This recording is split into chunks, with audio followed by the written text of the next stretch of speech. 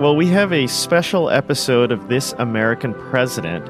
We're actually interviewing as a guest Scott Rank. He's a historian, and he is also an entrepreneur. It says in his bio that he's a publisher of popular history and an online course creator, and he also is a podcaster. So from one podcaster to another, it's good to have you here.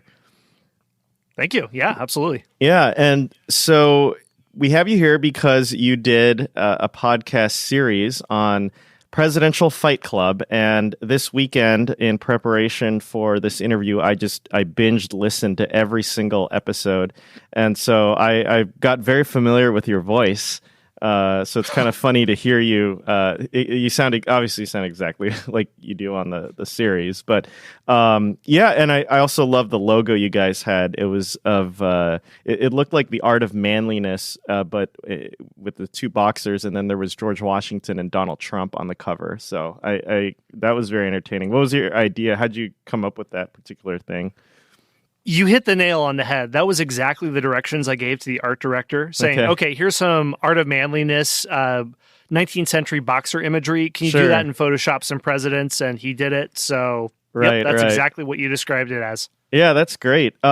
So, would love to just hear about how this whole thing started. It's a pretty unique idea, Presidential Fight Club. There are a lot of podcasts out there about presidents, so there's definitely a unique take on it. So what was the inspiration for it? Yeah, so this came out of an interesting place. I got this idea in correspondence with another historian, James Early, whom I co-hosted the podcast with. He runs a Facebook group, American History Fanatics, and he also is a history instructor in Texas at a college down there. And where this idea came from is there's a lot of polls that come out about once every 4 or 5 years from C-SPAN, and they rank presidents from best to worst. And they'll use criteria like international relations, administrative skills, relations with Congress. That's well and good if you're a political science junkie, but I've seen other questions online where they ask if every president had a battle royale and fought one-on-one, who would win? And there's a story I saw in the news in March that I think highlights why this idea is so intriguing. Donald Trump and Joe Biden got into a Twitter spat with each other where they were having some like locker room jockeying. And Biden first said on Twitter, they asked me if I'd like to debate this gentleman. And I said, no. I said, if we were in high school, I'd take him behind the gym and beat the hell out of him. And Donald Trump, being Donald Trump, responded, crazy Joe Biden is, if I can do the impression, crazy Joe Biden is trained to act like a tough guy. Actually, he is weak, both mentally and physically, and yet he threatens me for the second time with physical assault. He doesn't know me, but he would go down fast and hard, crying all the way. And then that was good. Oh, thank you. That was a good one. I mean, everyone has their Trump, so it's kind of right. It's sort of a dime store at this point, but sure. Well, there's a preview of 2020, possibly the Biden-Trump little flap there. Yeah, they could be added to the fight. Which, if they did, it would be miserable. Partly because of their age, but that's true. The reporter Jake Tapper responded on Twitter that reminder that between two of these tough guys are 9 Vietnam deferments, and claims they couldn't serve because of asthma and bone spurs. So. So that was that was the genesis of the idea. But James and I, we got into the series, and it's 44 episodes long, where it's like an NCAA March Madness style tournament where they fight one-on-one. But as we went on, we even though it was a somewhat silly premise, we learned things about presidents if we just consider them from a physical standpoint, and we saw that it had some surprising explanatory power of how they were as leaders. So if I'm being a little bit self-congratulatory, I like to think of the series as like a Quentin Tarantino movie, where a lot of times the movies are based on very silly premises of like 70s trash drive-in cinema, but can actually be quite cinematic. So that's where it came from. Okay. Yeah, and so it was very interesting because you guys, in every episode, you would talk about whichever presidents, the two presidents that were matched up against each other. And so could you talk about just the criteria that you guys used and the different things you talked about with each president? Yeah, so it's based on the premise that it's hand-to-hand combat, no holds barred. Mm-hmm. We assume the presidents are about the age of 35, because if you have them as presidents, then FDR has polio, and that's not fair if he's going up against young Teddy Roosevelt or Barack Obama or whatever. Right. So they're about 35 years old. We group them in the same way as the NCAA tournament, where you have Northeastern, Midwestern, Western, yada, yada. And then we also seed certain presidents like Andrew Jackson, who is a force of nature and goes past the first round.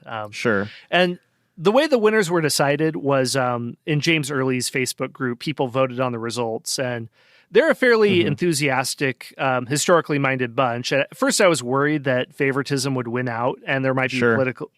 The scales could be pressed a little bit, but overall, I would say it was pretty even-handed, and we went back and forth. We would compare the abilities of the president, and some of the main criteria were, of course, height and weight. Just what are the simple physics of combat? But then also, did they have military experience? Right. Did they have any other special abilities that would help them win? Like William Howard Taft was Harvard University intramural wrestling champion. Didn't know that. So that's a factor as well. I didn't know that either. Harvard, huh? I know he went to Yale. He had a Yale background. But maybe it was Yale. You might be more up on this recently, but one of those Ivy League schools. I pride myself on my Taft knowledge. You know, he was the governor of Philippines for a little bit, actually. So and I'm from Philippines. So, anyways, yeah. So one thing I thought was interesting was that you guys had the people on the Facebook group pretty much vote on who won, right? And was that basically the deciding factor? Was it weighted at all? The tournament bracket was made by James, so he did his best to have an equitable comparison in the very beginning. So, for example, John Adams versus John Quincy Adams in the beginning, you have two Northeastern foppish dandies going up against each other. Right. And more ferocious fighters were then seeded, but other than that, it was a vote. But the crowd was fairly historically minded. I was worried about a scenario where what was it? In the run-up to the election a year and a half ago, Vogue magazine ranked Hillary Clinton as one of the most attractive politicians in America. And I thought, really, no matter how much you agree with Hillary Clinton's politics, can you not see that she's a woman who likes boxy pantsuits and is nearly a septuagenarian?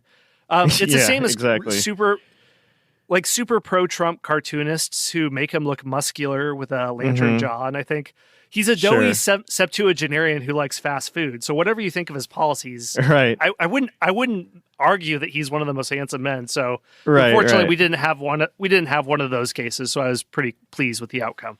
Okay, so yeah, it sounded like the people making the decisions were, the people that voted were pretty fair as I was going through it. I mean, there wasn't anything that was like egregiously bad, that purely out of favoritism or popularity.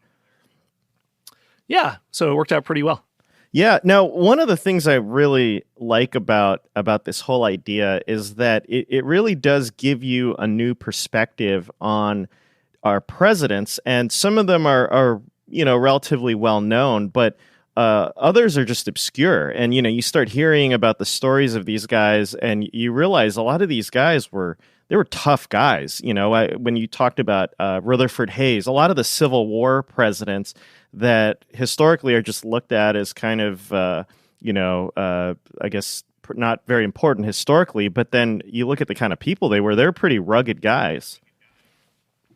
Yeah, that's something that we kept in mind, that if you look at the first century and a half of presidents, they are growing up in a completely different type of United States in some senses. They have none of the benefits of modern day infrastructure, none of the benefits of indoor plumbing. The most lower class presidential candidate we could have today would grow up in more privilege than, in some ways, a wealthy aristocrat. So almost every president, in some sense, probably up to the early 20th century, had some sort of military involvement. Now, we found out that was deceptive because the militia system was more robust up until the National Guard consolidated after the Civil War. So just about anyone could raise up his own unit. but they might do almost nothing except march in parades or have some kind of honorary officer's commission, so they can It's like a claim that social they were an group. officer. Yeah, exactly. So it's some people took their social groups and actually did fighting, like Teddy Roosevelt's volunteer cavalry. But other people, Right. it would be like your local Rotary Club going out and going to the shooting range. So we had to really get in there. But like you said, it's surprising the dark horses that came out of this, of people for whatever reason they have an image as being oafish or clumsy or buffoonish, but were very athletic specimens. And I mean, that's a general problem in history, that you have a perception that exists because maybe there's some popular work that came out. Like Gerald Ford was a major dark horse in this race because Chevy Chase in the 1970s make him look like an oafish buffoon, and he wasn't a good public speaker, and he looked like a caveman when he would speak, but probably one of our most athletic presidents. He was a linebacker. He had incredibly high pain resistance, verging on professional athlete status. So he went very far in the contest, but because of perception, that's something that you have to dig past in order to see how well they would actually fare. Yeah, and one of the things I was struck by is that, I mean, I have this presidential podcast, and there's so much here that I never knew that you got, what you guys talked about. And one of the things was when it came to sports, a lot of our presidents really were not afraid, whether it was in their younger years or even later on, to kind of engage with some of the nation's best athletes. And I remember you guys were talking about Teddy Roosevelt and how, I think he was boxing with one of the top boxers in the country pretty much as president. Is that right? Yeah, one of the stories I remember is he would frequently box in a gym in the White House basement, and I think he was boxing with an artillery officer, which he punched him in the eye, which led to either partial or full blindness in that eye. God. And then also Teddy Roosevelt blinded him, basically. Wow. And then also, he was one of the first Americans to train in judo. And it's the same type of judo or jujitsu that the Gracies, this dynasty of judo, train from Brazil. So he would practice for a few days a week in the ground floor of the White House as his workout space. And he noted to other people that judo has all these advantages, that you could be an expert boxer, but once you get past simple sparring, then they have all the advantages. So yeah, one of the very first Americans to train in that as well. So he has the boxing experience. He has the he has the perfect MMA complement where you can be on the ground or walking around, everything. And Dwight D. Eisenhower does pretty well. And I was very happy about this because I love Dwight D. Eisenhower. I think he's one of the most underrated presidents. And the image of him in the 50s is this very grandfatherly figure, almost benign, and many of his critics thought he was basically just asleep at the wheel, which I never thought was fair because, I mean, here's the World War II great hero. I mean, you're not going to be a guy who's asleep at the wheel if that's your background. But with that said, he was also a tough guy. I mean, I didn't know anything about the fact that he was a boxer and all these things. So yeah, talk about him and just what you learned about him. Yeah, he went very far in the competition, and I believe he bested George Washington, which was a major controversy when people were talking about voting results. But as you mentioned, he was a local boxing champion, and at some point in his 20s, I believe, he squared off against a retired professional boxer in his hometown in Kansas, and was able to successfully win. And he didn't feel good about that. He just sort of wanted to put this person in his place who was a loudmouth and a braggart. But yeah, like you said, we think of him as this 1950s fixture, or maybe even in World War II as this stoic Allied commander who's working behind the scenes and doing this boring but necessary diplomatic work to keep the Allied alliance together.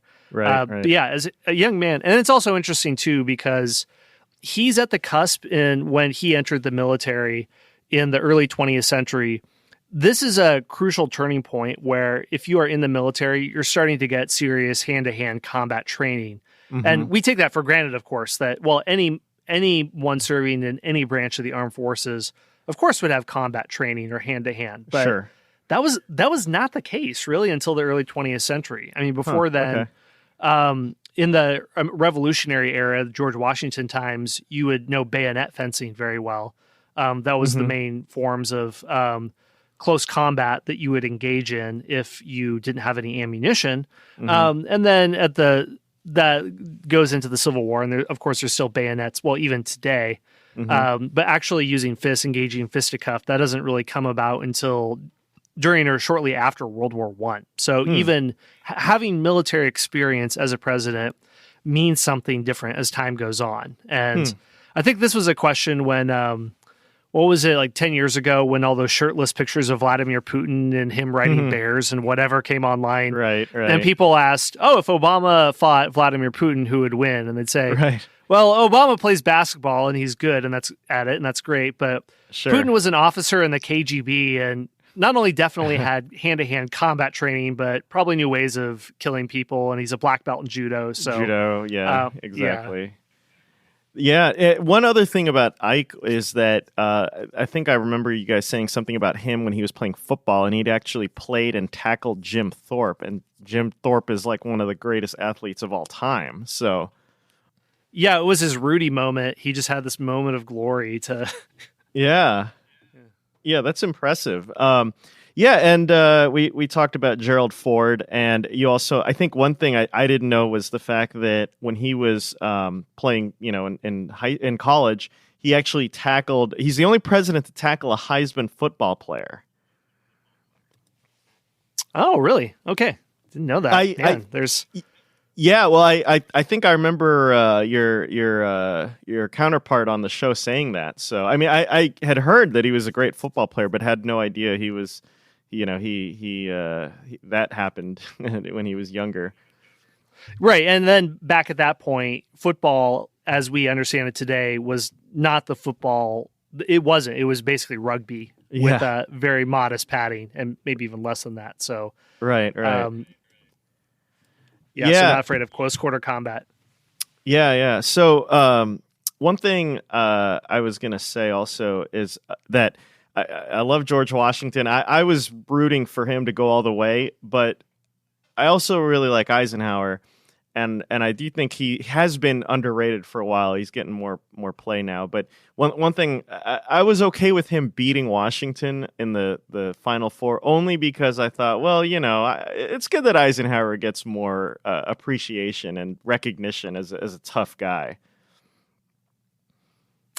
Yeah, I think so. And Washington, there were a lot of people who contested that decision. I mean, partly I think the sentimentality of George Washington. Sure. But he was really a force to be reckoned with. And there's all these stories about him. I mean, he's huge in stature. He's 6'2", 6'3", and somewhere around 200 pounds. We don't really know.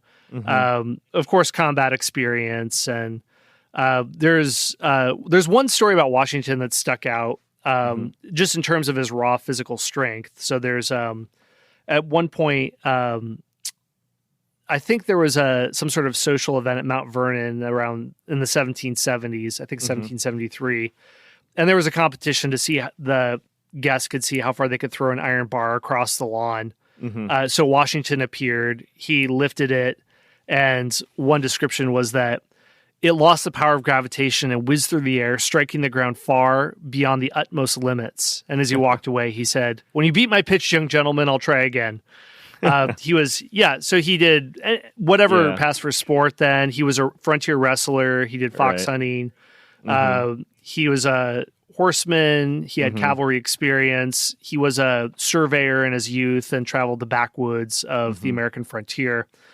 So all those things, I mean, caused him to go so far in that, not just his military stratagem, but which definitely wouldn't hurt. But hey, then Ike is also Supreme Allied Commander, so there's that too. Right, and I think one thing you guys mentioned, and you quoted him, was the quote that he when he heard bullets during a battle, he said that there was something charming in the sound. Yeah, there's something charming to the sound of bullets. So the battle lust. Yeah, very, very little fear. And him and Lincoln, I think that the stories kind of add to their legend. They're not just political leaders, but they also have this mythological. They were larger than life, and physically they were, they were strong and everything. And with Lincoln, you guys, the phrase you guys used to describe him because he was so tall, he's basically like a human pterodactyl. That's how you guys describe him. Yeah, there was a quote in the movie Fight Club where they talk about which historical figure they'd like to fight, and one of them mentions, I think, Edward Norton. He'd like to fight Lincoln because he's tall, scrappy guys. That's very true in his case. He has probably, him and Andrew Jackson would have probably the highest power to weight ratios amongst all of the combatants in this contest. And I think Lincoln is one of the only presidents officially inducted into the National Wrestling Hall of Fame. Posthumously, of course, for what he did when he was younger. Although Donald Trump is, I think, the only president who has actual ring experience, at least in the WWE or WWF when it was back then, when he went against Vince McMahon. So that was brought up in our contest, although he lost it to FDR in the first round. So right. A lot of our modern presidents really didn't do that hot in this contest. I don't know what that says, but. Oh yeah, no. You brought up modern presidents, and I was thinking several of them were pretty athletic, and they didn't go far, but there were a number of them that were pretty just healthy overall. And Reagan, it seemed like, I didn't know how muscular he was even in his 60s and 70s. Yeah, Reagan was somebody else who probably did the best amongst our modern presidents. A lot of other ones like George W. Bush, Bill Clinton, Barack Obama, they might do things that would keep them in good shape, but there's very little in the way of military experience. They don't really have anything in their backgrounds that would suggest they do great in a fight. Bush 41, he was another dark horse that I was personally rooting for. Head of the CIA, World War II veteran, in the Navy Air Force. I can't remember, but Army Air Force. He was a naval aviator, I think. Yes, naval aviator. Yes, so one of the youngest in World War II. CIA. He probably knows enhanced interrogation techniques. That's true. But we think of them as this grandfatherly guy, so that's another place where he could overcome the stereotype. Yeah, Reagan went far, mostly due to just his sheer athleticism. So he, when he was younger, as a teenager, I think he was a lifeguard and said to have pulled 77 people from water to safety.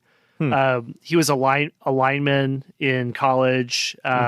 He was known for going up against much larger opponents when you would do that more frequently in football. He was captain of the swim team. He ran track. He was a horseback rider.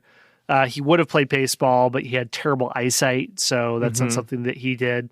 Sure.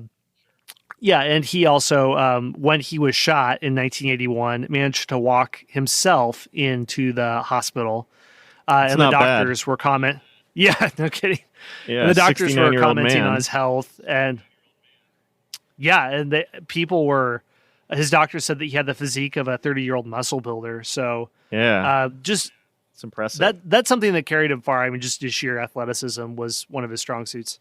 Sure. And I'm sure, being an actor for so many years, he obviously had to keep up his appearance and his health to some extent. Yeah, I mean, in terms of acting, that's another element that we thought of with psychological warfare. Okay. Of how well do you get into the head of one of your opponents? And that might sound small, but I read a biography of Michael Jordan, and beyond his just sheer prowess and tactical brilliance on the court, nobody trash talked like Michael Jordan. Nobody shut down other players like Michael Jordan. His own teammates. Yeah, exactly. There was this mixture of respect and fear of him. Sure. From teammates, and then that's to say nothing else of other players that. Right. So that was useful for certain presidents like Martin Van Buren or James Buchanan, who were small, piggish like people who drank a lot, but whatever virtue they had was that they were excellent manipulators. Manipulators and ran corrupt party machines in their home city. So there's a psychological element. But if you're talking about psychology and the manipulation of others, you can't talk about without mentioning Lyndon B. Johnson. Yeah. I'm just in awe of him, and I haven't read the whole Robert Caro multi-part biography, but Right. I've read excerpts about it, and I just here's one quote about him that Hubert Humphrey said. He had an overwhelming presence. He'd come like a tidal wave, sweeping all over the place. He went through walls. He'd take the whole room over. And a Johnson filmmaker once said, when it came to dealing psychologically with other men, he was like Bach playing on the organ pipes. But it was almost like he knew too much about human nature, the way people are, to move to any higher perspective. So if you look on Google and you Google Johnson treatment, you see pictures of him towering over other people where they're smiling with a look of fear, and he's smiling at them the way a shark would at its prey. And so when he shakes hands, he'd practically crush people in a vice grip. And with Secret Service accounts of him, he sounds like a baboon trying to assert himself as the alpha in a tribe. Where he would just urinate on a street when he needed to relieve himself, and splash on Secret Service shoes, didn't care. And he'd take a number 2 in the White House bathroom and keep the door open and talk to aides as he was still doing that. So there was this shamelessness, but he knew he was being outrageous, but didn't mind that he was. And that's what Robert Caro's whole point is, that he was fascinated that Johnson was able to never lose a vote once in the Senate. And we know how dysfunctional the Senate is. And the founding fathers designed the Senate to be dysfunctional so that only unifying legislation would pass. Right. But he made it work just through sheer brilliance and promising favors and terror. And I find that absolutely fascinating. So I can't imagine that not coming into a fight. Now, he still lost to Reagan, but he got pretty far in the contest. Yeah. That, and I think learning more about Reagan and his physique, and thinking of what they were all like in their 30s, and I from what you guys said and just what I've read, Lyndon Johnson was not the healthiest person either. But the way you describe him, I mean, it's he sounds like somebody that one would love to observe, but not necessarily fall under or be victimized by. I mean, the baboon, or be employed to. Yeah, well, it's funny because I had never thought about. I mean, I love basketball, I love history, but I never thought of the Michael Jordan comparison because Jordan he's famous for his intensity.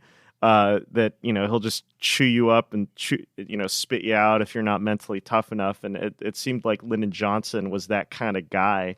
But I love the comparing him to a baboon. I mean, the alpha male tactics he used were, you think about that transition. You go from a guy like JFK, who was, the image of being polished and, smooth and inspirational. And then you get to Lyndon Johnson and the guy's taking a crap on a street or something like that. Yeah. And I have to mention this Johnson story. This is in Robert Caro. And, I love the way Caro describes this, that Johnson was fabled for Rabelaisian earthiness, this late medieval French poet who talks about the folk population. So he said, if a colleague came into a Capitol bathroom as he was finishing at the urinal, he'd sometimes swing around still holding his member, which he called Jumbo, and he'd say, have you ever seen anything as big as this? And shake it at the person. So, that's probably the most baboonish of rituals, but I mean, you can argue. You can argue with his, much like Denzel Washington in Training Day. You can argue with his methods, but you can't argue with his results. Yeah, it's true. I just wouldn't want to be in a bathroom with him. Yes. Well, one thing, going to another president, a lot less earthy. Barack Obama. He's very famous for being, big basketball fan. From what I know about him, he's probably the best basketball player to ever be the president, I think. That's what that was in his plus column when we were talking about Obama. He's I think like 6'2", 6'3", about 180 or so. In our contest, he went up against William Howard Taft. So you can talk about him there. Yeah. Now there's That was the most extreme weight differential we had in the entire contest because depending on what time you're looking at in Taft's life, there's literally two Obamas for one Taft. Yeah, sure. Yeah, so when we talk about gravity, that's a big downside. Obama did. I think he studied Taekwondo. He began in his 40s, which is, challenging to do when you begin that late. Oh, sure. Also a smoker, so that's something else that could be a downside. I think what we came away with William Howard Taft is, yes, he was a very large man. He got stuck in the bathtub, yada, yada, yada.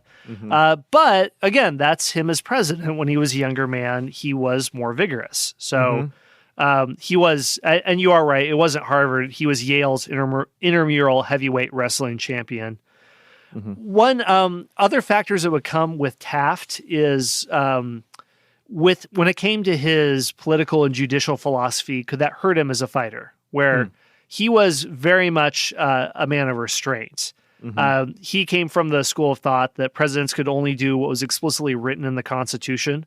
So this was in very big contrast to Teddy Roosevelt, who really he wanted a robust executive office and expanded that role significantly during his tenure. So Taft didn't want to bust monopolies like Teddy or interfere in commerce. Taft was much more in the vein of a John Tyler, the infamous 10th president, who thought that there's as much virtue in what I don't do than what I do. And for Taft aficionados like yourself, he was then a Supreme Court justice, Chief Justice, and he favored that to the presidency. And he said to friends that I hardly remember being president. So as a fighter, one quote of his is, "I'm a man of peace and I don't want to fight. But when I do fight, I want to hit hard. Even a rat in a corner will fight." So if you have a wrestler who knows how to use momentum, and in Taft's life, he certainly had much of it, I think that would give him the advantage. Right. Now, one interesting insight that you talked about was that there were a number of our presidents who were born in very rich families, and they were very sickly, but they really toughened themselves, and health became very important to them. So you talk about both Roosevelt, you talk about Kennedy. I thought that was very interesting, and speculating on why it is that these, rich boys end up being, sick, but then they're able to overcome it. Could you talk a little bit about that?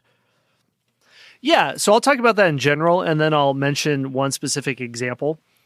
I think when we had FDR versus Trump, that was an interesting fight because you have two men who are East Coasters, both born into privilege. I defended FDR, and my argument was that there was a sense, if you were a blue blood in the early 20th century or before, that there was a level of civic responsibility that you had to give to your nation. And there was a book I read about volunteer American aviators in World War I. Many of these volunteer aviators were sons of significant privilege and significant wealth who joined World War I well before the American Expeditionary Force arrived. And they saw it as a patriotic duty that there is a war going on. If there's something I can do to serve as the initial vanguard before the main forces come, this is what I should be doing to get involved. So that's the general philosophy that I think would animate a FDR or a Teddy Roosevelt. Now, to speak to one of these people in more detail, you just probably half the reason we did this contest was just to tell Teddy Roosevelt stories. And it was just impossible. It was such a rich well to draw from. There's a judo story I just mentioned. And but a speech of his, I think, speaks to your question, is a famous one called The Strenuous Life he gave in 1899, where he said that strenuous effort and not avoiding hardship, but overcoming it are ideals that all Americans should embrace. And he said, "I wish to preach the doctrine of the strenuous life, the life of toil and effort, of labor and strife, to preach the highest form of success which comes, not to the man who desires mere easy peace, but to the man who does not shrink from danger, from hardship, or from bitter toil, and who out of these wins the splendid ultimate triumph." So that's definitely a philosophy that he lived by. And when you mentioned being unhealthy or sickly. This was young Teddy Roosevelt's life, and he was severely asthmatic. He had very poor eyesight.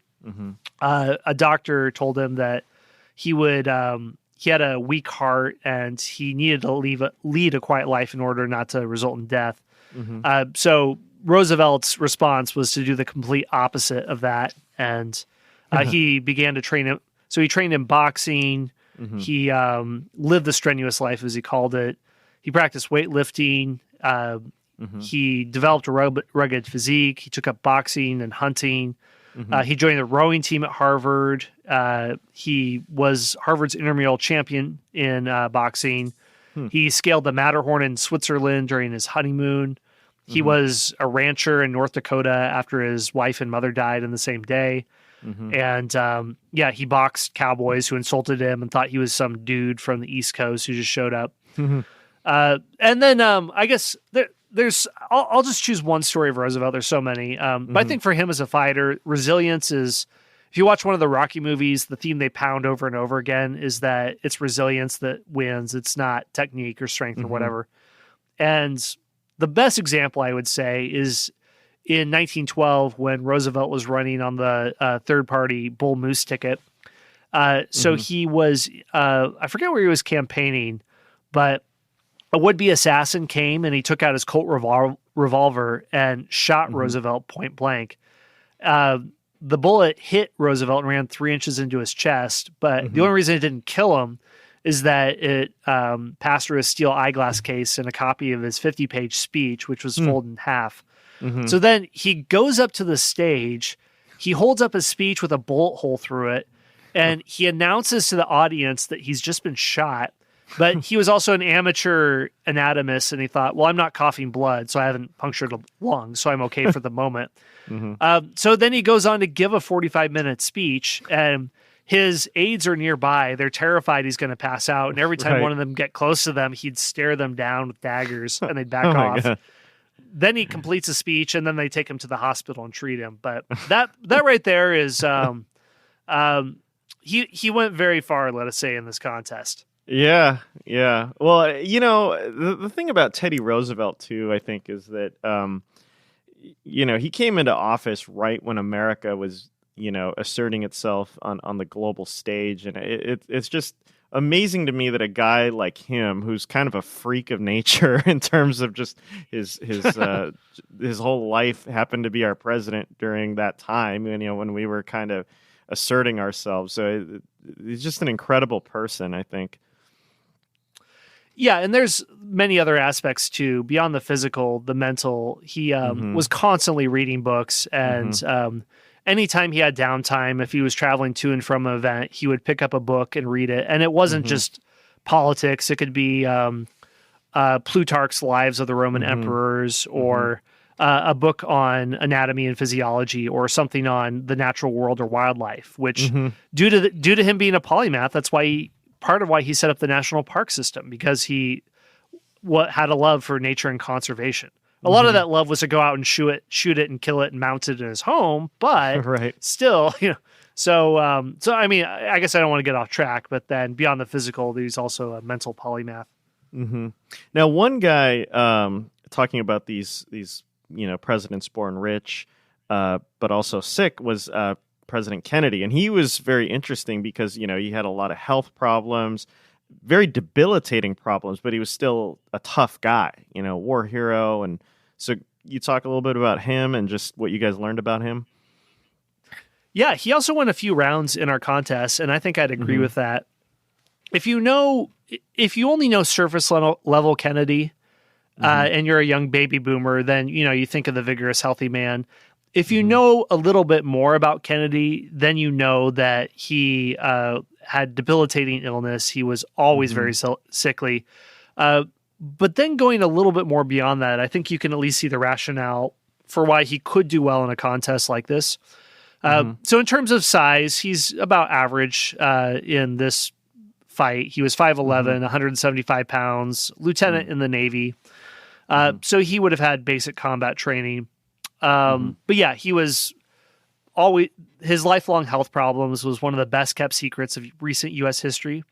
So in 1960, during the Democratic nomination for president, aides of Lyndon B. Johnson told the press that Kennedy suffered from Addison's disease, which affects the adrenal glands, and it messes up the regulation of blood sugar and responses to stress. And it was life-threatening, and it required regular doses of cortisone. So a lot of presidents think that if Kennedy hadn't been assassinated, he may have had to have stepped down after his first term, or could have very well died in office. And then he also suffered from ulcers, and he had to have regular steroid treatments, and he also had persistent back trouble as well. And he had a back surgery in 1954 that almost killed him. But a story that stuck out to us of the mind over matter of JFK is that when he was serving in World War II, his boat was ripped in two by a Japanese destroyer. The boat was unsalvageable. It was sinking. So Kennedy, despite the fact that he was suffering chronic back pain way back then, he also, after this, had a newly ruptured spinal disc. He swam for 4 hours to an island with his crew. And he also did that while towing an injured crewman by the life jacket strap.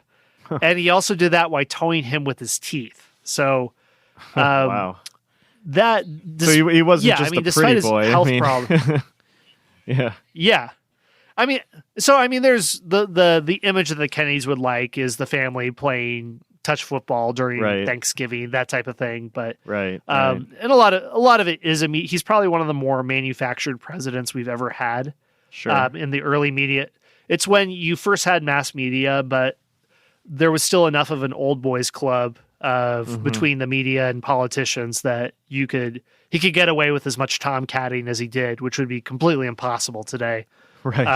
So very manufactured, but I think there was at least kernels of truth to that I think allowed him to at least get respectably far a few contests into the match. What about FDR? I mean, most of what people know about him is, he had polio. What was he like at 35? Yeah, so that was something where this 30-35 cutoff, he benefited from this probably more than just about any other president. First of all, to get to the mind over matter thing, Lyndon Johnson once said that he was the only man who was the only person I ever knew anywhere who was not afraid. And he was also somewhat sickly as a child, like his cousin Teddy. I don't know why this keeps happening. It sounds like some Habsburg family inbreeding type thing or whatever's going on. Cousins. Yeah, I mean, and I think FDR and Eleanor were distantly related in some way. I don't know how close they were, but yeah, Blue Blood Society, the tree doesn't branch as far as it probably should from a genetic standpoint. So Roosevelt was he was home educated until he was 14, and he suffered headaches and influenza and pneumonia and chronic sinus trouble. But he was also inspired by Teddy to try to fight his way and to overcome these illnesses by vigorous effort. So when he wasn't bedridden, he was swimming, he was boxing, he enjoyed going out into nature. So not as tough as Teddy, but somewhat respectively outdoorsy. But where when he came down with polio in 1921, this was after a day of sailing and fishing, and he was helping locals put out a forest fire. And 2 days after this, he couldn't move his legs, and that's what doctors diagnosed him with. But I think even after he came down with polio, there were events that speak to his character where doctors said he wouldn't be able to walk again, and he tried to overcome it. He massage and work out his legs muscles enough to at least get around with canes and iron braces and stand up and walk again. So he was able to do that at least. And he was New York governor, assistant secretary of the Navy, president for many, many, many years. And he said that after overcoming the illness that resulted in his paralysis, if you had spent 2 years in bed trying to wiggle your big toe, after that, everything would seem easy. So at least with persistence, that there's something to be said for there. Yeah. That is that quote gives you some perspective there. Yeah, definitely.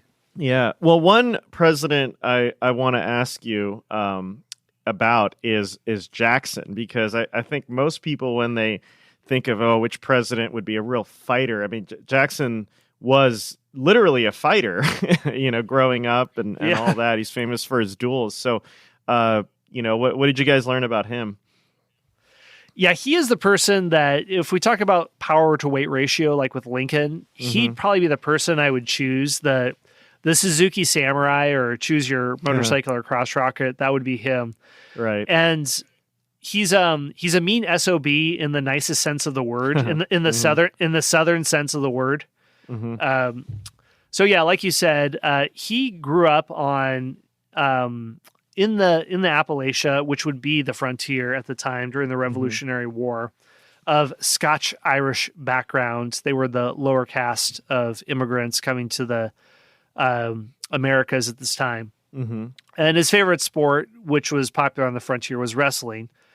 And his father died when he was young, and that probably caused some sort of insecurity where he felt more obligated than usual to prove his manliness. And that came out when he was a wrestler. So one contemporary who fought against Jackson frequently said that I could throw him three times out of 4, but he would never stay throwed. And this very scrappy fighter, and that was his reputation. And during the Revolutionary War, he would, I think he was 13 or 14 years old at the time, would run supplies and support the troops wherever he could. In 1780, soldiers would ransack his house, and one officer told him to polish his boots. And Jackson's response, at least according to his account, is that, "Sir, I am a prisoner of war and claim to be treated as such." So the officer swung his sword at Jackson, and he blocked the blade with his hand, but he wasn't able to deflect it. So the sword reached his hand and left a mark on it, and then also reached his skull. And then he was a prisoner of war for a while. So yeah, he was he like 13 at that time, you said, I think, right? Yeah. So very young. Just his mother died shortly after the war. He bounced around between family members, but really he was a self-made man in the way that people claim, but few rarely are.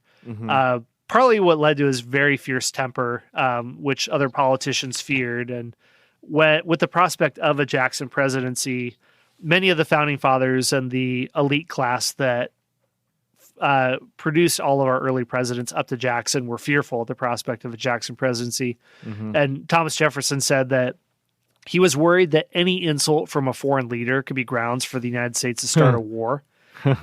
Which, I mean, I could see that, because Jackson famously fought so many duels with so many other people at an insult to his honor, that why not carry that into politics? And I mean, I'll mention one story of duels with Jackson, because that's probably useful to think about what kind of fighter he'd be. A lot of duels had to do with slanders against his wife, Rachel, due to rumors that they had an affair and married before Rachel finalized her divorce, which was, true, but whatever. Right. So it's a good way to get him mad is to talk about his wife. Exactly. So they knew exactly what button to push, and it was pushed many times.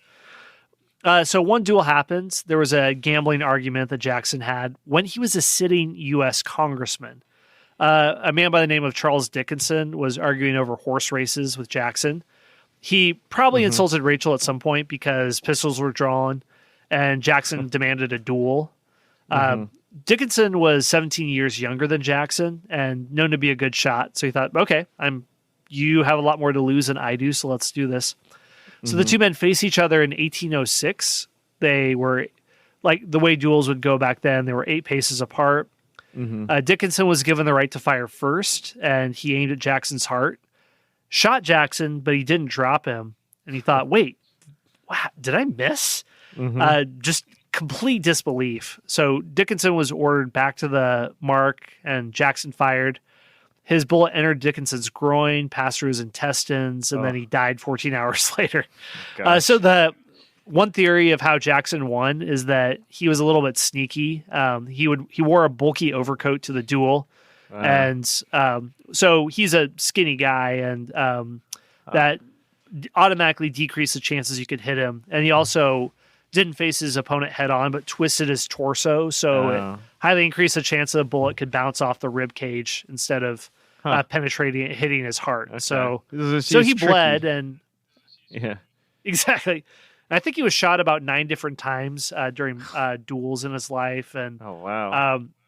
at one point, there was a presidential assassination attempt against him, and his would-be assassin attempted to shoot, but his gun misfired. So Jackson was beating him with a cane before the crowd could subdue Jackson and get him off of him. So This is old Jackson too. This is when he's president. So yeah, this is your crazy uncle who, Right. doesn't mind getting into a fight with someone 4 or 5 decades younger. That's what Jackson was.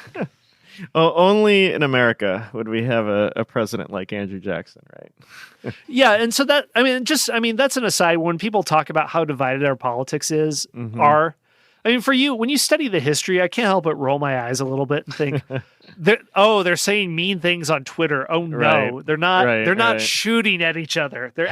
When politicians shot at each other when they disagreed. So Right. let's have some That's true. perspective. That is true. Yeah, well, I loved listening to your guys' podcast. It was very insightful and enlightening about all these guys, because I think too often we just see them as these stuffy portraits and engravings or statues, but a lot of these guys were some pretty rugged guys, and some of them had some pretty short tempers too, and were pretty passionate guys. So Yeah, I think so. I mean, I think we got something by seeing their temperament, and probably one of the most illuminating things that came out of this discussion is once we went through the full contest, we had an epilogue episode where James and I discussed what do we learn by seeing how good of a fighter presidents are, and what we noticed is, if we go back to the beginning of the discussion of that C-SPAN presidential poll of best presidents, when we matched up their ranking of best presidents and we saw how presidents fared in our contest, it was surprisingly similar how close those two tracked with one another. So a Warren G. Harding, for example, who's just about the bottom of any presidential poll you could ever come up with, was also one of our worst fighters, because the qualities that made him a bad fighter: he was lazy, he was a glutton, he ate too much, also gave him a bad temperament that made him a terrible president. And of the people in our Final Four who made it to our Final Four in the contest, 3 out of the 4 people in our Final Four are on Mount Rushmore, who are dignified as some of our best presidents. So, I mean, just I dug a little bit into the history of this and the Cartesian mind-body dualism. What are the effects on the mind and the body? This is an argument that goes all the way back to the beginning of philosophy in ancient Greeks, where Greece, of course, would argue that to become a virtuous person, your physical self is a critical part of that. So Plato was a former competitive wrestler. This is why you would have the ancient Olympic Games, and this was something considered as important to the body public as the philosophizing of Aristotle at the Agora. And then when you get into the Middle Ages and when you get into Cartesian dualism, then you have overweight abbots who think that I can write about theology and have a life of contemplative prayer, but I'm severely overweight, but that doesn't matter. But then getting back into the modern age, President John F. Kennedy himself, he wrote at length at the importance of national health, and the character of America depended on good physicality. And he was one of the people who inaugurated national physical education. So the reason we have gym class now is Kennedy thought that in this new age of the 20th century with Cold War competition, America, it's harder to be rugged now. And he's writing in the 1960s. Imagine what he would think today. He'd say, we now have the automobile. You don't grow up on the frontier. You're not physically tested the way that you were back then.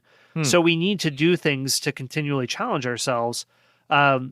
If we don't do this, then it's not just something that could affect your cholesterol or make you at a higher risk for heart disease. This is something that could ruin our national character by ruining our individual character. So, and you could argue about what Kennedy said, but if you just look at the data that we produced, James and I never intended this. We had no inkling of this, but yeah, those who were good physical specimens and had the character of a good fighter also seemed to track very closely to how good they were as a president. So take that with what you will.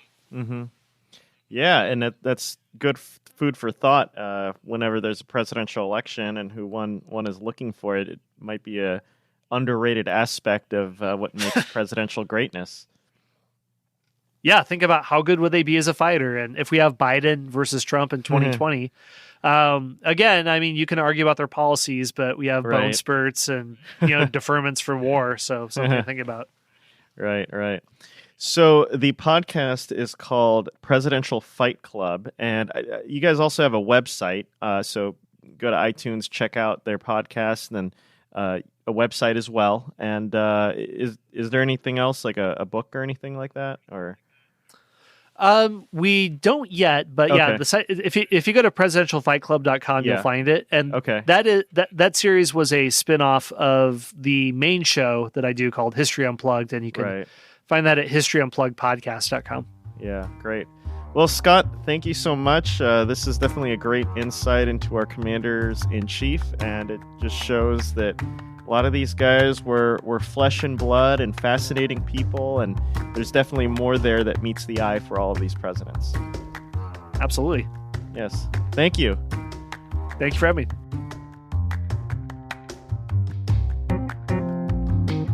This American President is produced by myself, Richard Lim, and Michael Neal. Thanks to my dad, Bert Chu. The music in this episode is by Blue Dot Sessions. We also want to thank our Patreon supporters. You too can support us by going to patreon.com/thisamericanpresident and giving any amount you choose per episode that we release. If you like what you've been hearing, you can also help us by sharing an episode on Twitter or Facebook. I'm Richard Lim. We're back next time with more This American President.